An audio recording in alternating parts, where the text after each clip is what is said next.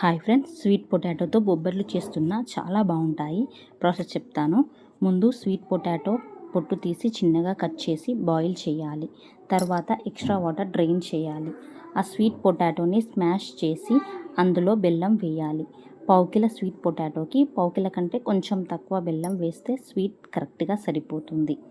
బెల్లం కరిగే వరకు బాగా మిక్స్ చేయాలి. యాలకుల పొడి వేయాలి. దగ్గరికి అయ్యే వరకు కలపాలి. ఇప్పుడు ఒక బౌల్లో గోధుమ పిండి వేసి కొన్ని వాటర్ పోస్తూ చపాతీ పిండి కంటే కొంచెం స్మూత్గా కలపాలి. లాస్ట్లో ఆయిల్ పోసి కలపాలి. ఈ పిండి 30 మినిట్స్ పక్కన పెట్టాలి.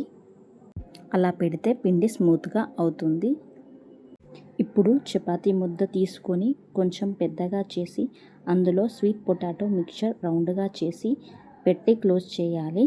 పిండి వేసుకుంటూ చపాతీలా చేసుకోవాలి. రోలర్తో కాకుండా చేత్తో చేసుకుంటే బొబ్బట్ల షేప్ పర్ఫెక్ట్గా వస్తాయి. అలా ట్రై చేయండి. ఇప్పుడు ఇది ప్యాన్పై వేసి నెయ్యితో 2 వైపులా కాల్చుకోవాలి. అంతే, స్వీట్ పొటాటో బొబ్బట్లు రెడీ. నచ్చితే ట్రై చేయండి. శనగపప్పు బొబ్బట్లు కంటే ఈ బొబ్బట్లు చాలా బాగుంటాయి. హెల్త్కి హెల్త్, టేస్ట్కి టేస్ట్, చాలా బాగుంటాయి. ఇంకేం కావాలి మనకు? మరిన్ని వీడియోస్ కోసం నా ఛానల్ సబ్స్క్రైబ్ చేయండి. మరో రెసిపీతో మీ ముందుంటాను. Thanks for watching.